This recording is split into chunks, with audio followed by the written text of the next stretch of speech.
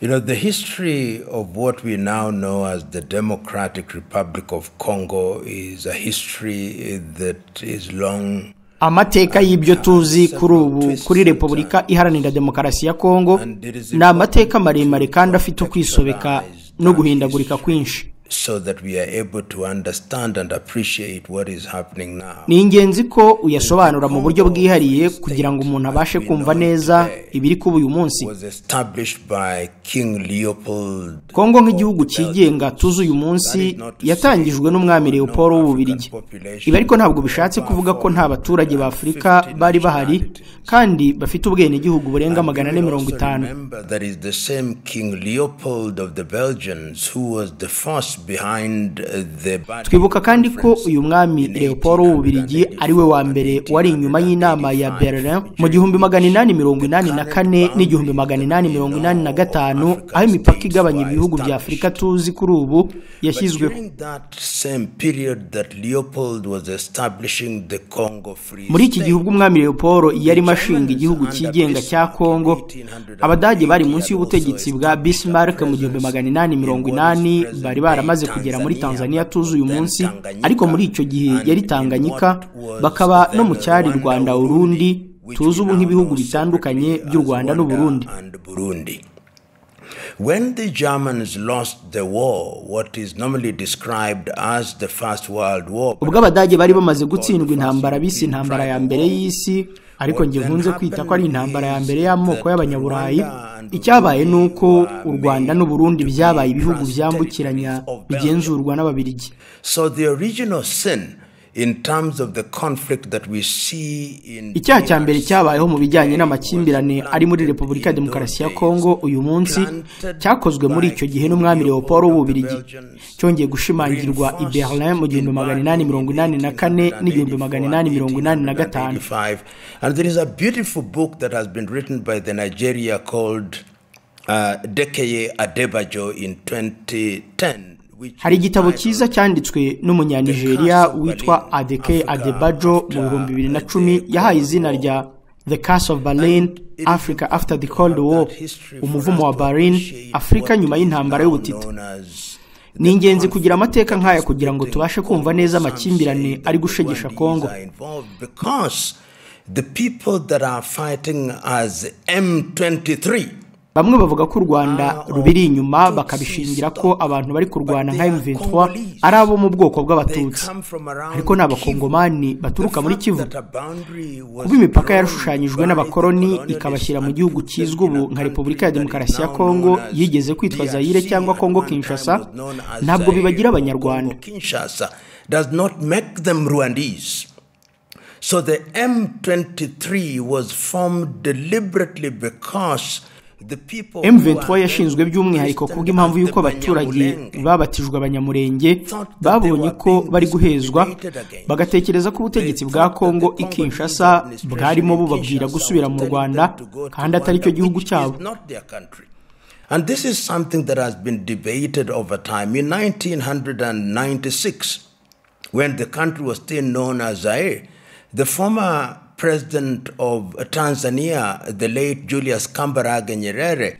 Ibi ni ibintu byagiye bigibwaho impaka igihe kinini.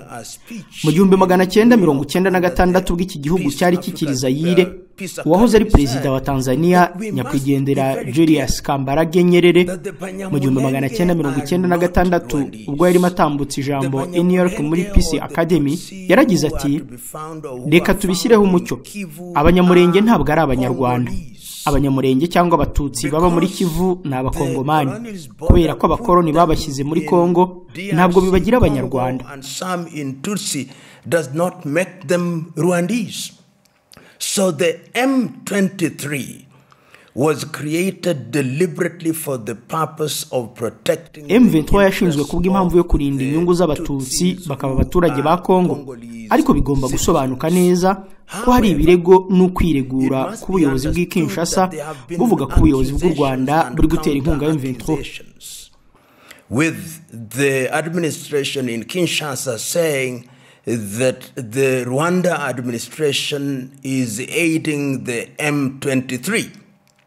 u Rwanda ku rundi ruhande narwo ruvuga ko kubera ko intambara irenga ikagera mu Rwanda rimwe na rimwe igihe cyose baba bari ku bwirinzi ndetse biteguye kuba nabo batera.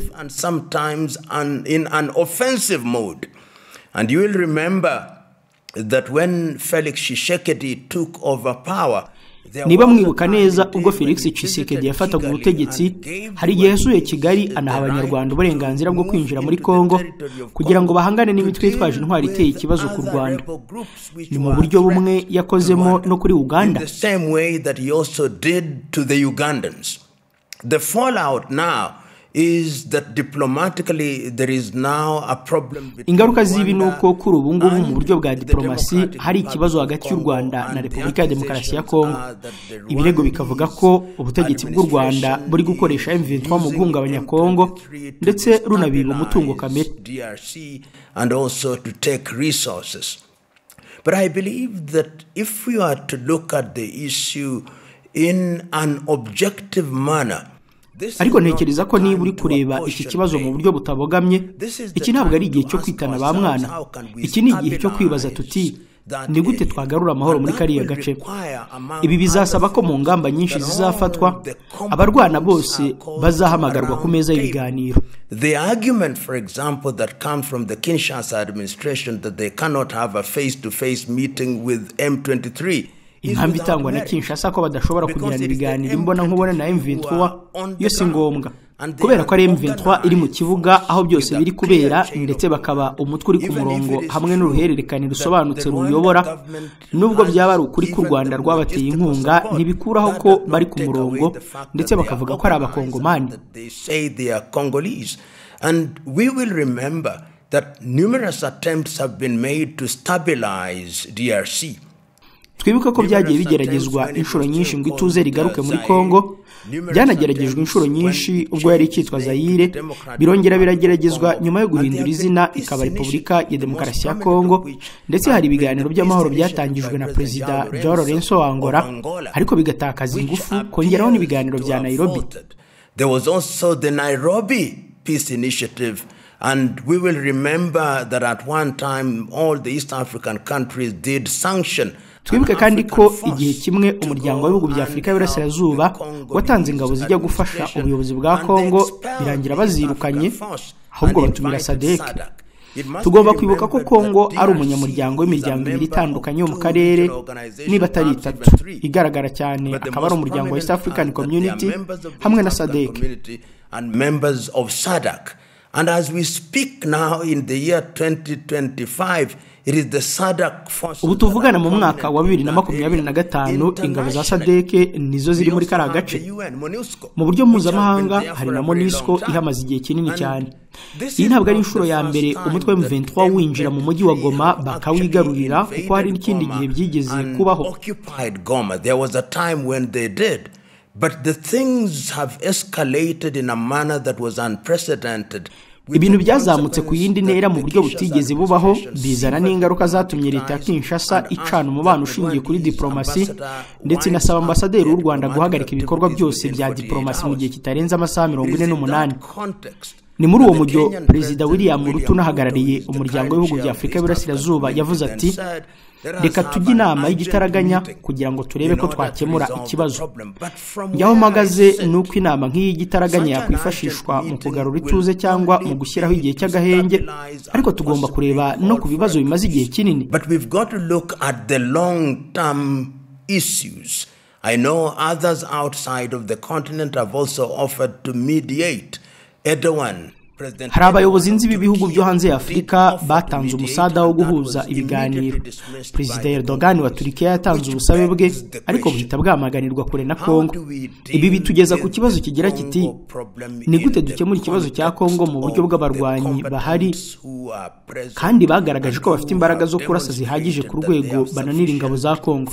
Tuvuga cyane kuri M23 ndetse tukavuga ku banyamurenge, ariko mwibuke ko bashakashatsi bavuga ko hari imitwe yitwaje intwaro iri hagati y'ijana n'ijana na 20, bamwe muri bo akaba ari abacancuro bafite aho bahuriye n'ubucukuzi bw'amabuye y'agaciro baturutse mu bice bitandukanye by'isi. 120 armed groups, some of which are mercenaries and are involved with miners from different parts of the world. kabone niyo waganira na M23 ese n'icyo uzakora ku yindi mitwe yitwaje intwari isigaye. With the other armed forces. From where I sit, and there are people who share the view that I take. Aho nicaye ubu hari abo dusangiye kubona ibintu kimwe. Ukeneye kwiga byimbitse biri kuba muri Kongo, ugategura inama ihuriweho n'amashyaka yose mu gushaka umuhuza w'ibibazo bihari, kandi bigakorwa mu buryo busobanutse. To look at mediation of the conflict in a proper manner. And I am of the view that all heads of state Nge mbona ko abakuru bose b'ibihugu byo mu burasirazuba bwa Afurika bagomba guterana, abayobozi bose b'ibihugu byo muri SADC nabo bagaterana, should congregate, and perhaps if the AU was a strong body, it is not. Ndetse n'umuryango wa Afurika yunze ubumwe yuza kuba ari umuryango ushikamye, ibi byari gukorwa munsi y'uyu muryango. Ibi byari gutuma ubuhuza budakorwa n'umuntu umwe kugira ngo hatirengagizwe uburemere bw'ikibazo gihari. Abakuru b'ibihugu nibo bagakwiye kubanza bakikorera haremereye bigengesereye ku bisabwa na buri ruhande ruri mu biganiro. Certain guarantees being demanded of the parties involved. Short of that, we are in danger of having. Tutagiye kure, turi mu byago bikomeye kuba dufite intambara ikomeye ijya kumera nk'iyari ihari mu 1996 n'97 ubwo habaga ikiswe intambara ya mbere ya Kongo, ikaba n'intambara ya mbere y'isi muri Afurika. Nyuma yaho tugira indi imeze nkayo mu 2001 kugeza 2003. Hari ubuhanga buri mu biri kuba.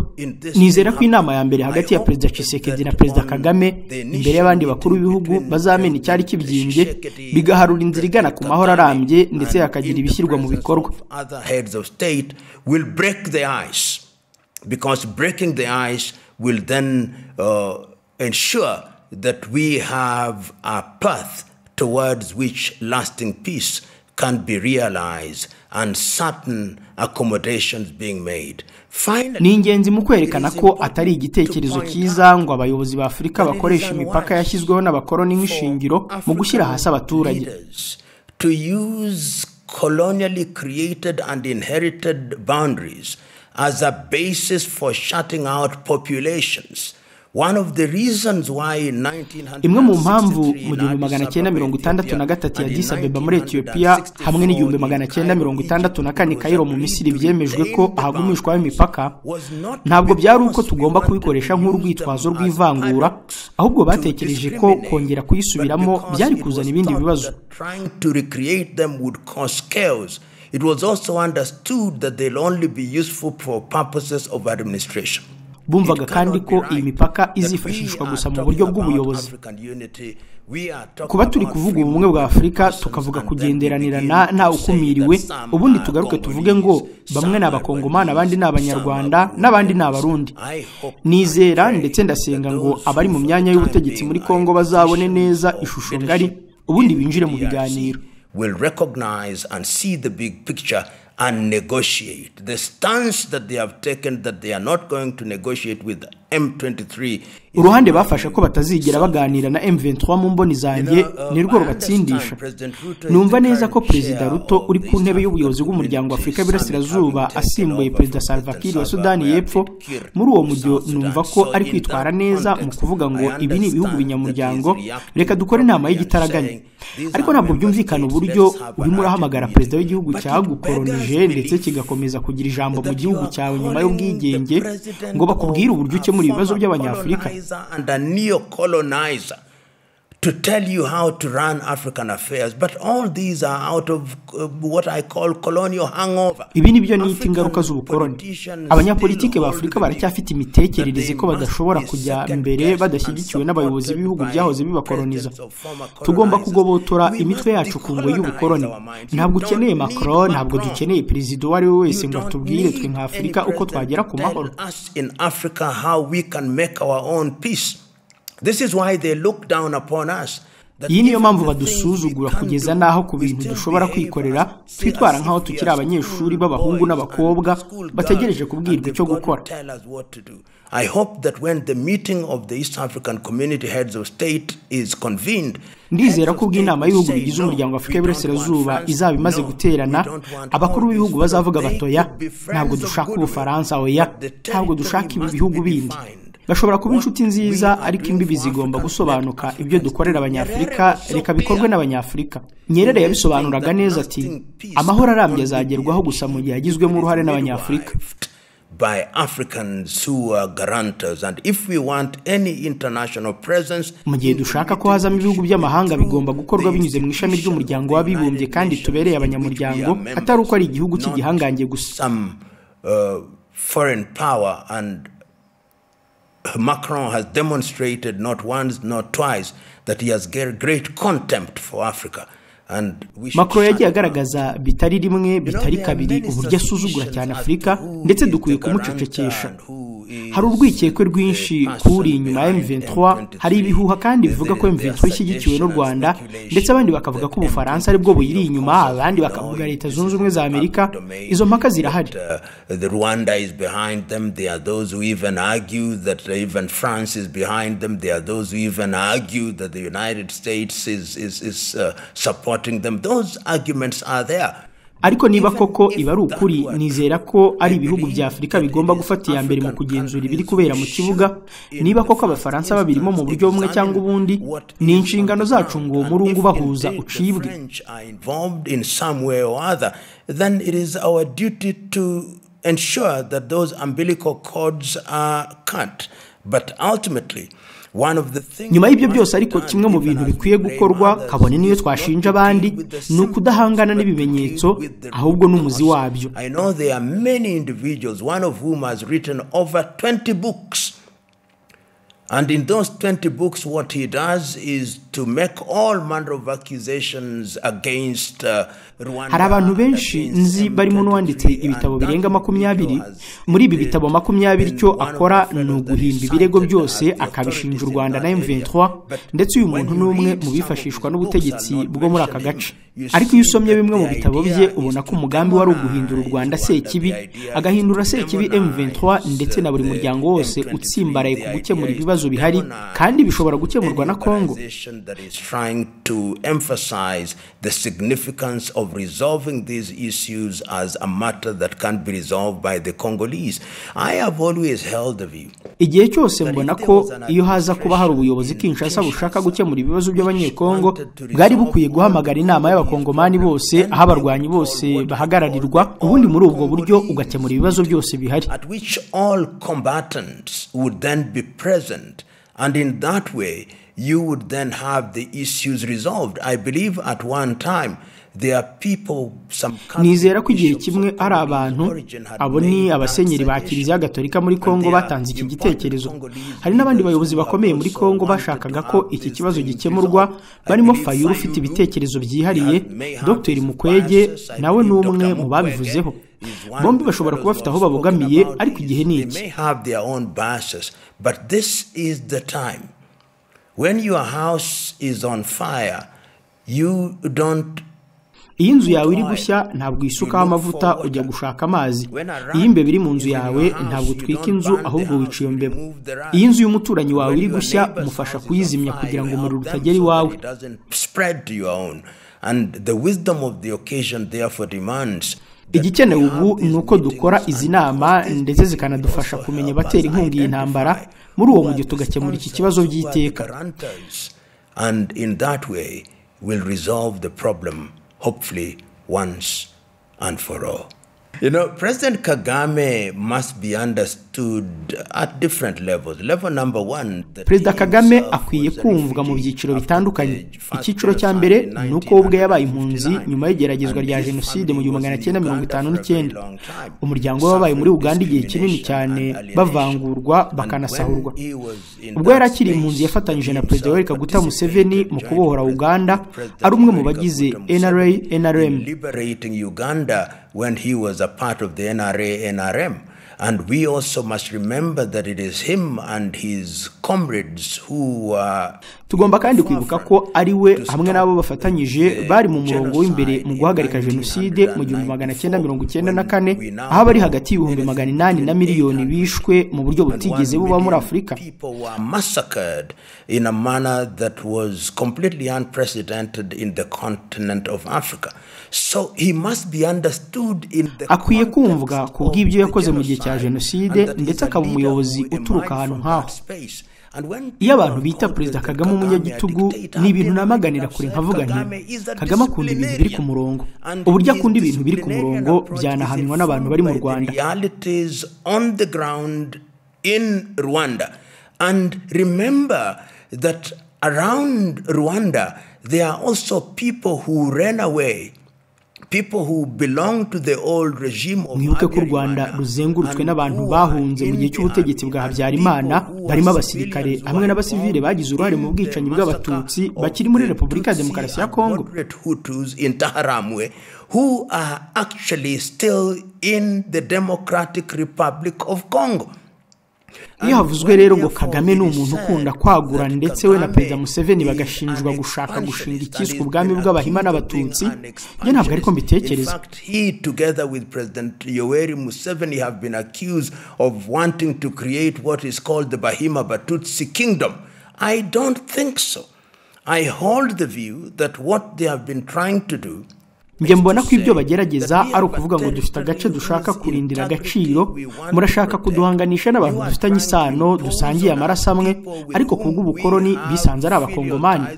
We have same blood, our kith and kin, but who by dint of colonial boundaries are actually Congolese.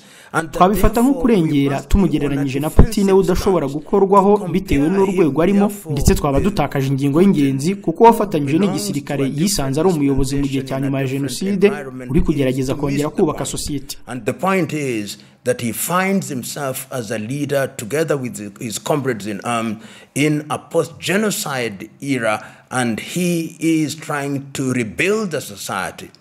And that process of rebuilding a society requires that iyi nzira yo kongera kubaka society isaba umuntu guhora yigengesera kubera ko abakoze jenoside abenshi muri bo baracyari bazima ndetse baracyafite ingengabitekerezo ya jenoside. And one may dare say may even have genocidal ideas, and therefore one cannot lower one's guard. Mu buryo bumwe Putin ari kuvuga ko abaturage b'Abarusiya aho bari hose afite inshingano zo kubarinda. Ushingiye kuri uyu musesenguzi umwe, Kagame nawe ari kuvuga ko umuntu wese wo mu bwoko bw'Abatutsi ahari hose bazamurinda. According to these commentators, that anybody who is of Tutsi stock wherever they are, we are going to protect them. And I think that argument looks very logical. Ntekereza ko bitekereje gutya byumvikana nk'ibifite ishingiro, ariko iri shingiro rigatakaza agaciro iyo uhuye n'ukuri kuvuga ko iyo ugeze ku Rwanda aba bantu bafite inkomoko mu Rwanda cyangwa bo mu bwoko bw'Abatutsi bari muri Repubulika ya Demokarasi ya Kongo n'Abakongomani, Congolese. And in the case of Russia, we must also remember that what is today Ukraine. Ku kibazo cy'Uburusiya aho twibuke ko Ukraine y'uyu munsi yari igize ubumwe bw'Abasoviyete, ku buryo kugereranya ibi byombi akenshi usanga bidafite ishingiro. Ntabwo bigira ishingiro by'umwihariko iyo urebye uko ikibazo giteye, ariko nizera ko ibitekerezo bibiri inyuma ari byo bitanga umurongo w'uburyo buri umwe yitwara. Reasons or practical or social reasons that informs the manner in which they conduct themselves is a little nuanced, but there is a sense in which when historians write, hari uburyo abanyamateka babyandikamo ku buryo bitaba ari bibi kuvuga ko hari zimwe mu ngingo zihura kuri Perezida Putin na Perezida Kagame iyo bigeze ku kurengera ubuzima bwa bene wabo. You know, in the eastern part of the Democratic Republic of Congo, Goma is the biggest city, and remember that is a mining area. Mu burasirazuba bwa Repubulika ya Demokarasi ya Kongo, Goma ni wo mujyi munini ndetse ni nako gace gacukurwamo amabuye y'agaciro, ni naho hari ibirombe bisangwa mu burasirazuba bwa Kongo byaba ibya uranium, cobalt cyangwa zahabu. Official airfield is to be found in Goma. It is also the city that connects you with the rest of Goma ni naho haherereye ikibuga cy'indege. Ni umujyi uhuza ibice byose bya Afurika y'Iburasirazuba, bibe Uganda, Kenya, Tanzania n'ibindi bice bitandukanye bya Afurika. ni ingenzi cyane kuvuga ko nta bikorwa remezo bifatika biri muri Repubulika ya Demokarasi ya Kongo, kuko Kongo ni igihugu gifite imihanda mike ndetse n'iya gari ya moshi ni mike.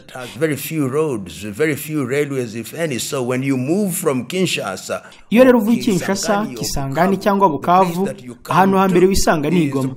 Rero Goma ni ingenzi cyane mu burasirazuba bwa Kongo, ni igicumbi cy'ibirombe by'amabuye y'agaciro. And which, when DRC stabilizes, that is actually the fountain of their riches. Mu gihe Kongo yaramuka igiye ku murongo, aha niho bazakura ubutunzi bwabo. Iyo ufashe Goma ni nkaho ufashe umutima w'uburasirazuba bwa Kongo. Ntabwo ushobora kuvuga ko nta kidashoboka, ariyo mpamvu bamwe muri twe tuvuga ko mbere y'uko ibi biba byari kuba byarahagaritswe. When you see the M23 taking Goma, they are actually saying, iyo urebye M23 ni nkaho baba bari kuvuga ngo ni Kinshasa twahagera. Ibi kandi byigeze kubaho mu gihe cy'ubutegetsi bwa Kabila, ndetse birashoboka ko ubutegetsi bw'i Kinshasa butazaba bwiteguye, ahubwo buzabareba binjira. They would invite their own friends as they did before. Bazatumira inshuti zabo nk'uko babikozeho na mbere, ndetse nibabikora bizakururira ibihugu byinshi byo muri Afurika y'Iburasirazuba, mu majyepfo ya Afurika cyangwa muri Afurika yo hagati mu ntambara, kandi nta muntu wifuza ibi. Ibi nibiramuka bibaye, hazaba hari ibindi bihugu bikunda cyane iyo Kongo iri mu ntambara cyangwa mu gihirahiro. Hakaba ibihugu byahoze bidukoloniza bihora birekereje amaboko yabyo, kuko Kongo cyangwa Afurika itari hamwe bihinduka ubutaka bwiza bwo guhigiramo. Subterranean hands are ever present because an unstable Congo and an unstable Africa is a good hunting ground. So we pray and hope, and beyond prayer and hope, turasenga tukizera, ndetse nyuma yo gusenga no kwizera, abayobozi mu bya politike bagomba gushyiramo ingufu zose zishoboka kugira ngo ibi ntibizigere bibaho.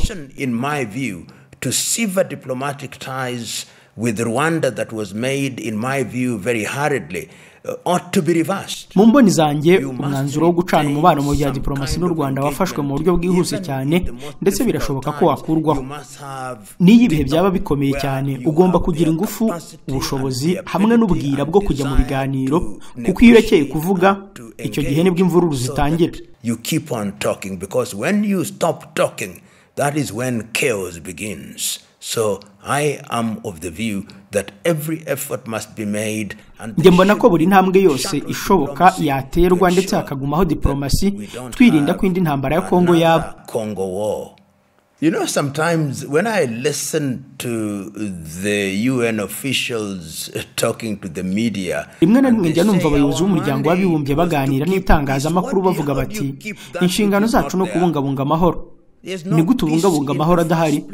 Mbere na mbere nta mahoro ahari, ubundi bakavuga ngo hari ibyo tudashobora gukora, ntabwo dushobora guhagarika abarwanyi kubera ko inshingano zacu ni ukubungabunga amahoro gusa. So they go into the arena, and this is not meant to be a disrespect to the ntabwo ari ukubasuzugura, ariko ni nkaho binjira mu kibuga cy'intambara bameze nk'abaskuti n'abagide bagiye guha igipapuro abarimo barwana. Oya, izi ni intwaro za nyazo, ni abantu bafite ibitwaro biremereye. These are people with heavy artillery. So the UN peace mission must revise its mandate. Rero umuryango w'abibumbye, ishami rishinzwe kubungabunga amahoro, rigomba gusubira mu nshingano zaryo, kuko ndizera ko akanama k'uyu muryango gashinzwe amahoro ku isi gafite izi nshingano. Iki gitekerezo ko mu gihe kimwe umunyamabanga mukuru w'umuryango w'abibumbye yohereza ingabo zijya kubungabunga amahoro ahantu hari intambara, mu mboni zanjye ni ibintu bidakwiye. Ikibazo cyagakwiye gufatwa nk'uko kiri. Iyi niyo mpamvu MONUSCO yananiwe mu buryo bugaragara, ndetse nabo ubwabo bashinjwa ibirego byinshi bitari mu nyungu za Repubulika ya Demokarasi ya Kongo. Of many things which are not in the best interest of the Democratic Republic of Congo. So their mandate must be revised. Inshingano zabo zagakwiye gusubirwamo, kuko iyo ubungabunga amahoro abagomba kuba hari, ndetse niyo yaba adahari cyangwa agerwa ku kayiko, hagomba kuba uburyo buhamye ibintu bikorwa ku murongo. Hari ijambo ryiza ryo mu Giswahili rivuga riti, amahoro ntiyizana uretse iyo hitabajwe ubugi bw'inkota. In Kiswahili, amani haiji ila kwa ncha ya upanga. Peace does not come except on the blade of the sword. Those who look at the situation will ask the question beyond the analysis. kubakurikirana ibirimo biraba bazabaza ikibazo kigira kiti nyuma y'ubusesenguzi nyuma y'amaganya ni gute aya makimbirane azakemurwa. Amateka igihe cyose ahora yisubiramo ndetse intambara zose zagiye zirangira biciye mu biganiro. Ibiganiro iteka byagiye bitanga umusaruro iyo impande zose ziganira zibona ko imbunda zidakemura ibibazo ndetse ko ibibazo byose bikemurirwa ku meza y'ibiganiro. Arms don't resolve problems and that all problems are resolved at the negotiation table. It is the duty therefore at this stage for the organization. Ubu ngubu ni inshingano ngo umuryango washyiriweho izi nshingano utangire kuba umuhuza mu nzira y'ibiganiro by'amahoro muri Kongo. The midwives of the peace process in DRC.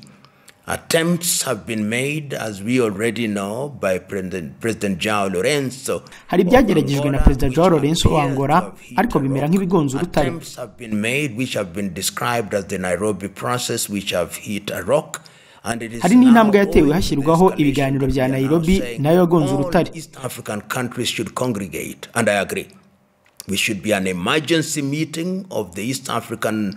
Hari naho duhera tuvuga ngo ibihugu byose by'umuryango wa Afrika y'Iburasirazuba biterane habeho inama y'igitaraganya ya East African Community, inama y'igitaraganya ya SADC hamwe n'inama y'igitaraganya y'umuryango umwe bwa Afrika ifite intumbero yo gushaka igisubizo kirambye ku kibazo cya Kongo. And it is only going to be resolved when all parties who have been named. Iki nicyo kizazana umuti w'iki kibazo ndetse umuti ukaboneka buri ruhande rwose rwavuzwe muri iki kibazo rwicaye mu cyumba kimwe rukabwirwa ko intambara itagikenewe kandi igomba guhagarara. We are going to sanction you both at individual level. Udashaka guhagarika intambara agahabwa ibihano byaba ku muntu ku giti cye cyangwa mu bundi buryo bwose bushoboka. We are going to use the law to prosecute you so that you are punished. Mu gihe byanze hakifashishwa inkiko kugira ngo uhanwe kubw'inyungu z'igihugu cyawe hamwe n'abaturage. Ibi biramutse bikozwe nizera ko Kongo izabona amahoro. Peace.